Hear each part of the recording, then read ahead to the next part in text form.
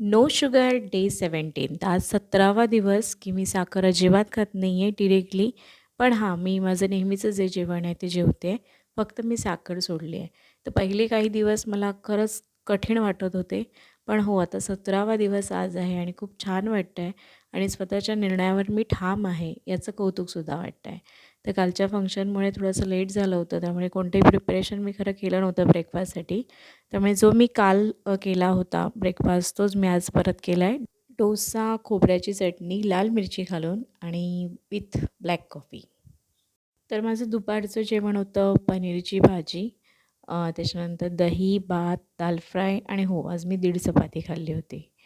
तर संध्याकाळी माझे लेक्चर्स होते, त्यामुळे मी दोन्ही वेळेचं जेवण एकदाच करून ठेवलेलं. कारण आज रात्री उशीर होणार हे मला माहिती होतं. संध्याकाळी कॉफी घेतली आणि मी लेक्चरला गेली. रात्री घरी आल्यानंतर सेम जेवण होतं, फक्त 1.5 चपातीच्या ऐवजी मी 1 चपाती घेतली. भेटू उद्याच्या व्लॉगमध्ये. बाय.